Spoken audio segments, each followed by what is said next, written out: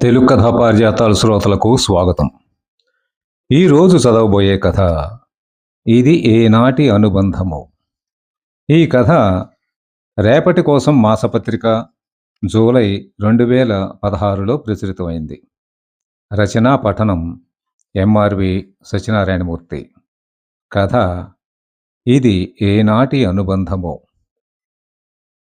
మరుగేలరా ఓ రాఘవా, మరుగేలరా ఓ రాఘవా అంటూ స్పీకర్లోంచి వస్తున్న గానం వెంకట్రామయ్యని ఆకట్టుకోవడంతో దేవాలయం మెట్లు దిగి గాలిగోపురం ద్వారం నుండి బయటకు వచ్చాడు. గణపతి నవరాత్రుల సందర్భంగా అయినవల్లి వరసిద్ధి వినాయక దేవస్థానం వారు ఏర్పాటు చేసిన వేదిక మీద ఒక ఆమె కూర్చుని కన్నులరమోడ్చి త్యాగరాజ కీర్తన పాడుతోంది. వేదిక ముందు వేసిన కుర్చీలలో ఖాళీగా ఉన్న కుర్చీ చూసుకుని అందులో కూర్చున్నారు వెంకట్రామయ్య. చాలా మధురంగా శ్రావ్యంగా పాడుతోంది ఆమె. కీర్తన పాడటం పూర్తి కాగానే ప్రేక్షకులతో పాటు ఆయన చప్పట్లతో ఆమెని అభినందించారు. వినయంగా శిరస్సు వంచి నమస్కరించింది వేదిక మీద ఉన్న గాయని. వేదిక ముందున్న వారిలో కొంతమంది లేచి కొద్ది దూరంలో ఆగి ఉన్న ఆటోల దగ్గరికి వెళ్ళారు తిరుగు ప్రయాణం కోసం. ప్రక్కనే ఉన్న ఉచిత అన్నప్రసాదం కేంద్రంలో భోజనం చేసి బయటకు వచ్చిన జనంలో కొంతమంది ఖాళీగా ఉన్న కుర్చీల్లో కూర్చున్నారు. వేదిక మీదున్న గాయని మరొక త్యాగరాజ కీర్తన అందుకుంది. వెంకటరామయ్య కళ్ళు మూసుకుని పారవస్యంతో ఆమె గానాన్ని ఆస్వాదిస్తున్నారు. 4-5 కీర్తనలయ్యాక కొద్ది విరామం వచ్చింది. వైలిన్, మృదంగ కళాకారులిద్దరూ టీ తాగుతున్నారు. గాయని పక్కనే ఉన్న మంచినీళ్ల బాటిల్లోంచి మంచినీళ్లు త్రాగింది. అప్పుడు పరిశీలనగా చూశాడామెని వెంకటరామయ్య. నెమలికంఠం రంగు పట్టు చీర ఆమె పచ్చటి ఒంటికి మరింత అందాన్నిచ్చింది. చెవులకు బుట్టలు, మెళ్ళో సింపుల్గా ఒక బంగారు గొలుసు, చేతులకు నిండుగా ఎర్రటి గాజులు, నుదుటిన బాలభానుడిలా ప్రకాశిస్తున్న కుంకుమ బొట్టు, తల్లో కనకాంబరాల మాలతో ఎంఎస్ సుబ్బులక్ష్మిలా కనిపించింది ఆయన కళ్ళకి. 3 నిమిషాల విరామం పూర్తి కాగానే మరలా ఆమె పాటల కచేరీ ప్రారంభమైంది. ఈసారి వరుసగా అన్నమయ్య కీర్తనలు పాడిందామె. ఒక్కో కీర్తన పూర్తి కాగానే భక్తులు కొంతమంది లేచి వెళ్తున్నారు. మరికొంతమంది ఆ స్థానాల్లో వచ్చి కూర్చుంటున్నారు. వెంకట్రామయ్య మాత్రం కదలకుండా అలాగే కూర్చున్నారు ఆమె కచేరీ పూర్తయ్యే వరకు. దేవస్థానం కార్యనిర్వహణాధికారి వేదిక మీదకు వచ్చి గాయనికి సత్కారం చేశారు. ఈలోగా ఒక ఆయన వెంకట్రామయ్య దగ్గరకు వచ్చి, అయ్యా, పాటలు పాడిన అమ్మగారు మిమ్మల్ని పైకి రమ్మంటున్నారు అని చెప్పడంతో లేచి వేదిక వద్దకు వచ్చారు వెంకట్రామయ్య. కార్యనిర్వహణాధికారి సాదరంగా ఆయన్ని వేదిక మీదకు ఆహ్వానించారు. గాయని మైక్ తీసుకుని మాట్లాడడం ప్రారంభించింది. ముందుగా నాకు జన్మనిచ్చిన తల్లిదండ్రులకు, విద్య నేర్పిన గురువులకు నమస్కారాలు తెలియజేస్తున్నాను. నా చిన్నతనంలో నా పాటను విని నన్ను ప్రోత్సహించిన వెంకట్రామయ్య గారికి నా పాదాభివందనాలు అంటూ వంగి వెంకట్రామయ్య పాదాలకు నమస్కరించి కార్యనిర్వహణాధికారి అందించిన పూలదండ ఆయన మెడలో వేసి మరొకసారి నమస్కరించిందామె. నిర్వాహకులు మరొక కార్యక్రమం 5 నిమిషాల్లో ప్రారంభమవుతుంది అని మైక్లో ప్రకటించడంతో అందరూ వేదిక నుంచి కిందకు దిగారు. వెంకట్రామయ్యకి ఆశ్చర్యంగా, అయోమయంగా ఉంది. గాయనిని దగ్గరగా చూడడంతో ఎప్పుడో చూసినట్లు అనిపిస్తోంది. కానీ స్పష్టంగా ఆమె ఎవరో తెలియటం లేదు. దేవాలయానికి ఎదురుగా ఉన్న మేడలో గాయనికి బస ఏర్పాటు చేశారు దేవస్థానం వారు. సహకళాకారులతో పాటు వెంకట్రామయ్యను కూడా తీసుకుని మేడలోకి వచ్చింది గాయని. గదిలోకి వచ్చి కూర్చున్నాక, నన్ను గుర్తుపట్టలేదా మాస్టారు అని అడిగింది ఆమె. లేదంటూ అడ్డంగా తల ఊపారు వెంకట్రామయ్య. నేనండి, మీ ఇంట్లో పనిచేసే రాములమ్మ కూతురు రాగసుధని నవ్వుతూ చెప్పిందామె. వెంకట్రామయ్య ఆ మాట వినగానే ఆశ్చర్యపోయాడు. నెమ్మదిగా అతని పెదవులపై సన్నని మందహాసం చోటు చేసుకుంది. ఆ, నువ్వా సుధా, బాగున్నావమ్మా అన్నారు నెమ్మదిగా. బాగానే ఉన్నాను మాస్టారు, విశాఖపట్నంలో ఉంటున్నాను. మా వారు బ్యాంక్ ఆఫీసర్. నాకు 2 పిల్లలు. పెద్దబ్బాయి 5వ తరగతి, చిన్నబ్బాయి మూడో తరగతి చదువుతున్నారు. "ఆ! మాస్టారు మీ పిల్లలేం చేస్తున్నారు?" ఉత్సాహంగా అడిగింది రాగసుధ. "పెద్దబ్బాయి యూఎస్‌లో ఉంటున్నాడమ్మా. వాడికిద్దరు పిల్లలు. చిన్నబ్బాయి బెంగుళూరులో ఉంటున్నాడు. వాడికి ఒక్కతే అమ్మాయి" చెప్పారు ఆయన. "బావుంది మాస్టారు. అమ్మగారు ఎలా ఉన్నారు?" అడిగింది రాగసుధ.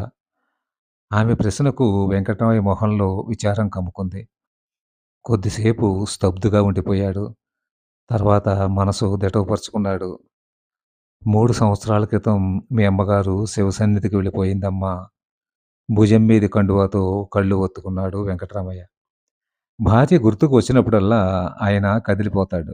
అప్రయత్నంగా కళ్ళల్లో నీళ్లు చేరిపోతాయి. వెంకటరామయ్యని ఆ స్థితిలో చూసి రాగసుధ నొచ్చుకుంది. "అయ్యో! సారీ మాస్టారు. మిమ్మల్ని బాధ పెట్టాను. మీరిప్పుడు ఎక్కడుంటున్నారు?" అడిగింది. "శివపురంలోనే ఉంటున్నానమ్మా" దిగులుగా అన్నాడాయన. ఈలోగా వయలినిస్టు, మృదంగిస్టు వచ్చారు. "మేడం లగేజీ సర్దేశాం. మీరు కూడా రెడీ అయితే మనం బయలుదేరుదాం" అన్నాడు వయలినిస్ట్ శేఖర్. "ఆ! ఆ! ఓకే. 5 నిమిషాల్లో రెడీ అవుతాను" అని చెప్పి ఒక యాపిల్ కట్ చేసి ముక్కలు ట్రేలో పెట్టి, "మాస్టారు ఇవి తీసుకోండి" అని ఎదురుగుండా ఉన్న గదిలోకి వెళ్ళింది రాగసుధ. 5 నిమిషాలు గడిచేసరికి డ్రెస్ మార్చుకుని వెంకట్రామయ్య ఉన్న గదిలోకొచ్చింది రాగసుధ. "ఆ! అవును మాస్టారు. మీరిక్కడికెలా వచ్చారు? బస్ మీదా? వెహికల్ మీదా?" అడిగింది. "బస్ మీదే వచ్చానమ్మా.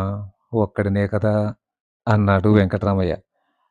ఒక్కడినే అని చెప్పేటప్పుడు ఆయన గొంతు వణకడం గమనించింది రాగసుధ. "మాస్టారు నా కారులో నేను విశాఖపట్నం వెళుతున్నాను. మీకు అభ్యంతరం లేకపోతే రావులపాలెం వరకు డ్రాప్ చేస్తాను. రండి" అందామె. వెంకట్రామయ్య సరే అనడంతో ఆయన్ని కారులో ఎక్కించుకుని రావులపాలెం సెంటర్‌లో దింపి వెళ్ళిపోయింది రాగసుధ. వెంకట్రామయ్య నరసాపురం బస్సెక్కి అరగంటలో శివపురం చేరుకున్నాడు. రాగసుధ కారు హైవే మీద స్పీడ్‌గా పోతోంది. ఆమె ఆలోచనలు కూడా వేగంగా గతం వైపు కదిలాయి. శివపురంలో సంగీతోపాధ్యాయుడిగా ఉంటున్న వెంకట్రామయ్య ఇంట్లో రావులమ్మ పని మనిషిగా ఉండేది. ఆమెకు ఒక్కతే కూతురు రాగసుధ. భర్త పోయినప్పటి నుంచి కూతుర్ని ఎంతో గారంగా పెంచింది రావులమ్మ.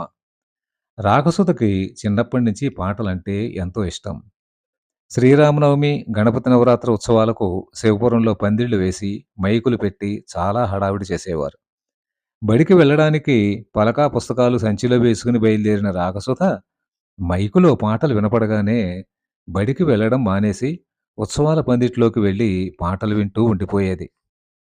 ఓసారి రాములమ్మకు జ్వరం వచ్చినప్పుడు వెంకట్రామ ఇంట్లో అంటగిన్నెలు తవ్వడానికి వెళ్ళిన రాగసుధకు సంగీత సాధన చేస్తున్న చిన్నపిల్లలు కనిపించారు. వాళ్ళింట్లో పనులు గబగబా చేసేసి బాదం చెట్టుకు చేరబడి వెంకట్రామయ్య శిష్యులకు నేర్పే సంగీత పాఠాలు శ్రద్ధగా వింది. సినిమా పాటల్లోని వాయిద్యాల హోరు, హడావిడి లేకుండా సాఫీగా వినపడుతున్న ఆ పాటలు రాగసుధకు బాగా నచ్చాయి. ఆ పాటల్ని కీర్తనలు అంటారని ఆమెకప్పుడు తెలియదు.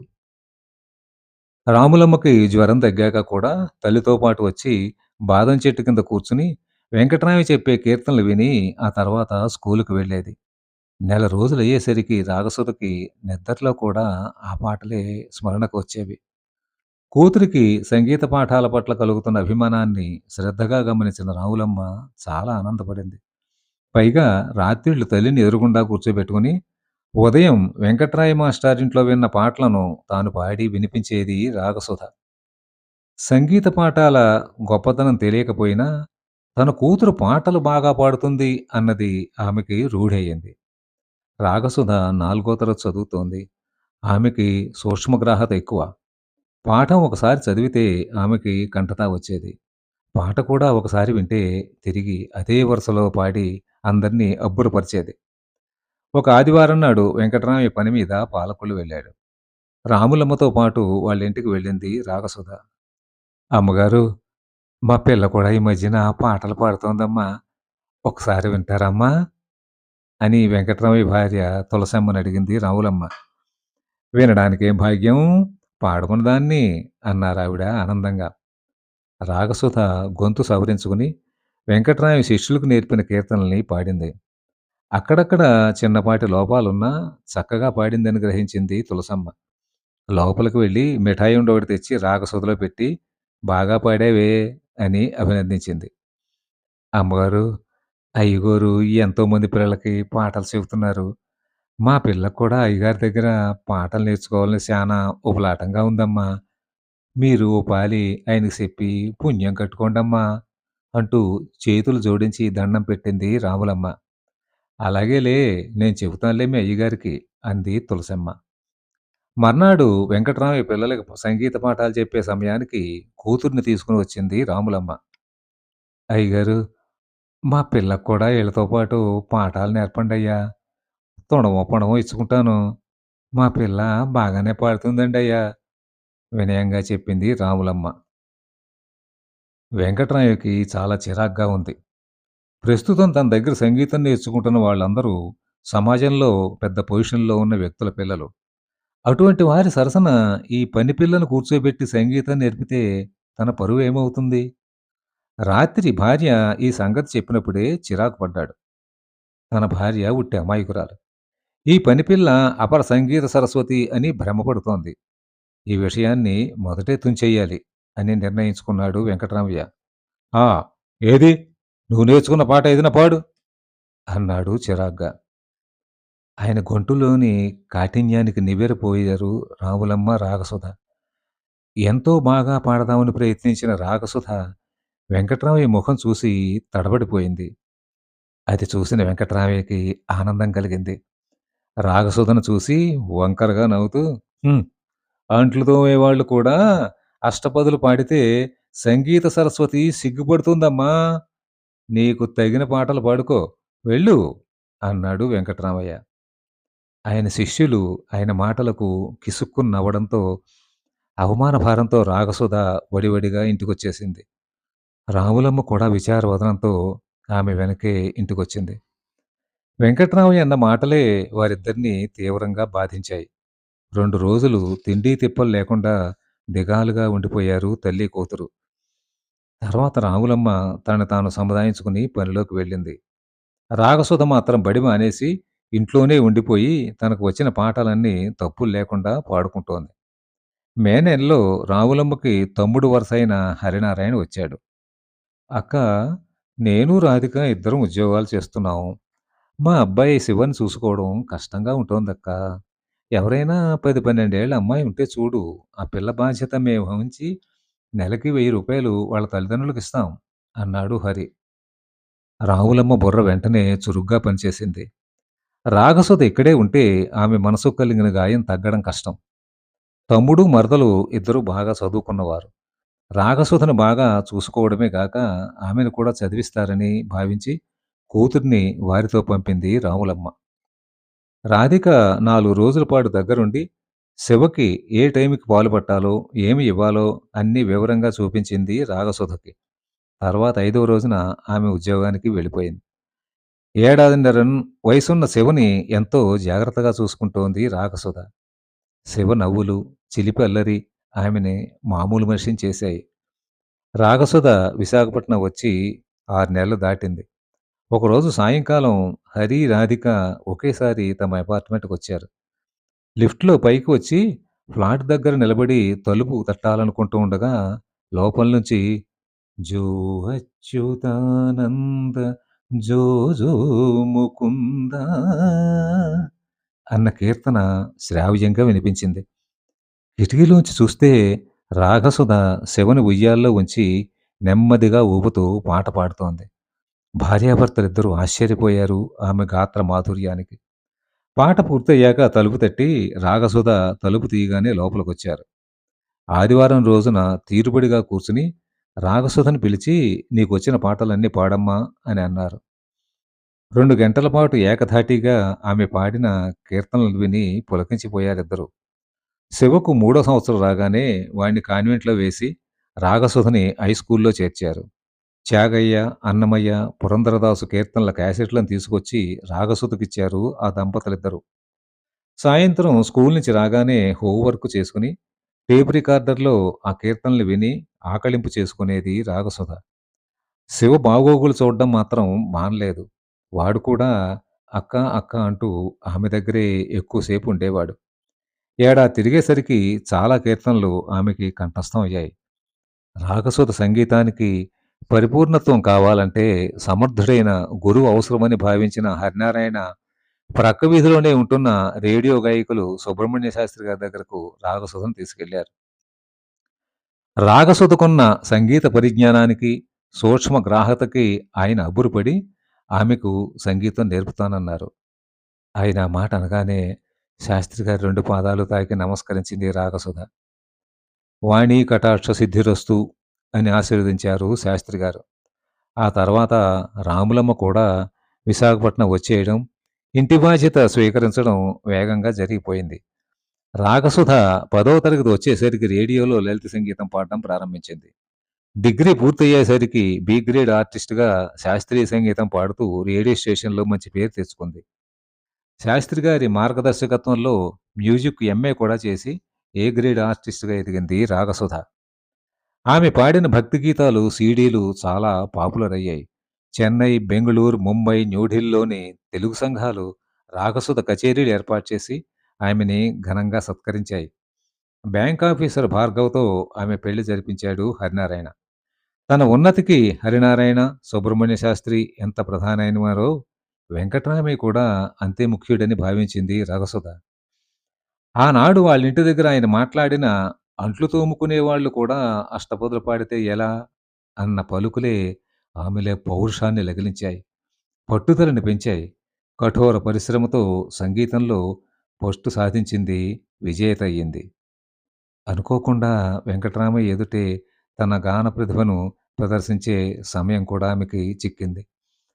రిలాక్స్‌గా కారులో వెనక్కి వాలి తృప్తిగా కళ్ళు మూసుకుంది రాగసుధ. ఇంటికి వచ్చిన వెంకట్రామయ్యకి ఆ రాత్రి నిద్ర పట్టలేదు.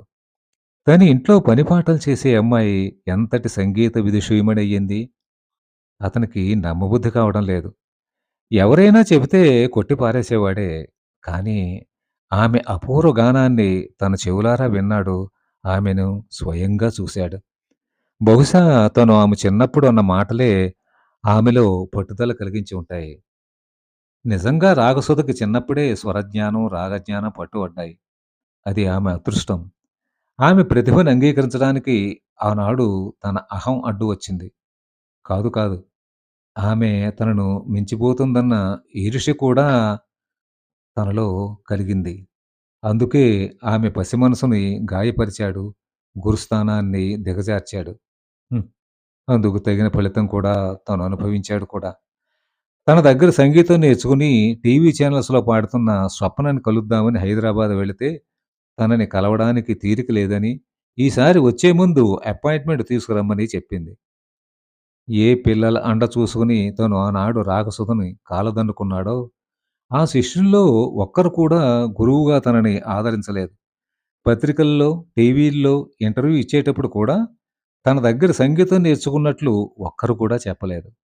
కానీ రాగసుధ ఒక పెద్ద సంగీత సభలో తానామెని ప్రోత్సహించినట్లుగా చెప్పి, గౌరవించింది, ఆదరించింది, సత్కరించింది. అది ఆమె సంస్కారం అని అనుకోగానే వెంకట్రామయ్య కళ్ళు చెమర్చాయి. అపకారికి కూడా ఉపకారం చేసే గుణం కొంతమందికే ఉంటుంది. ఆ కోవలో వ్యక్తి రాగసుధ. కళ దైవదత్తమని, సమాజంలో అది కొన్ని వర్గాల వరకే సొంతమని విర్రవీగిన తన అభిప్రాయాన్ని తప్పుని నిరూపించింది ఆమె. మనసులో రాగసుధ రూపాన్ని తలుచుకుని కలకాలం సుఖంగా ఉండు తల్లి అని మనస్ఫూర్తిగా దీవించాడు వెంకట్రామయ్య.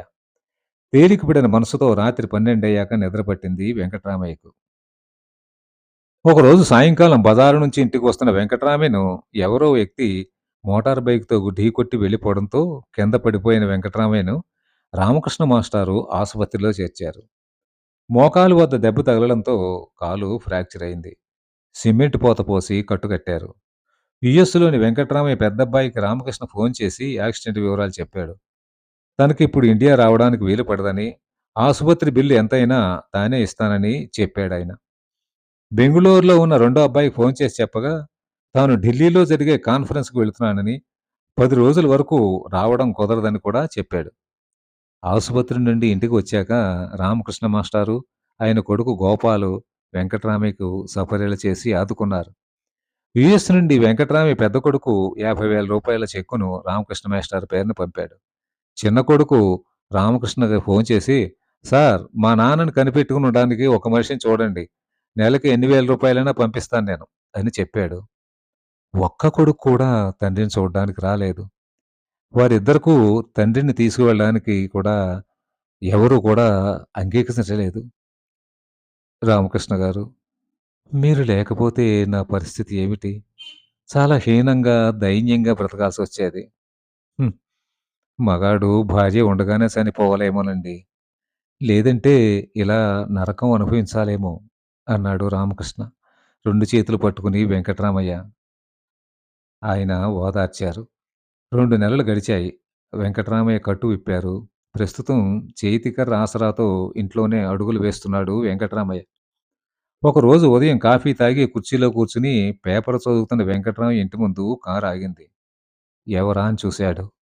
కారులోంచి దిగిన రాగసుధ సరాసరి వచ్చి వెంకట్రామయ్య పాదాలు నమస్కరించి పక్కనే ఉన్న కుర్చీలో కూర్చుంది.